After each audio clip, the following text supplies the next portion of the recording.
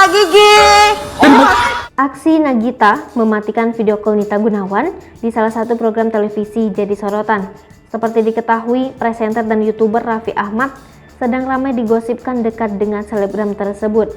Dalam program televisi Ramadan Itu Berkah, Raffi bersama Nita tampak menghubungi Nagita melalui video call untuk mengklarifikasi rumor yang beredar. Tapi Nagita langsung mematikan panggilan telepon tersebut hingga membuat Raffi terkejut. Raffi kemudian mengarahkan kameranya ke depan Nita dan lagi-lagi Nagita mematikan panggilan video call setelah Nita menyapanya.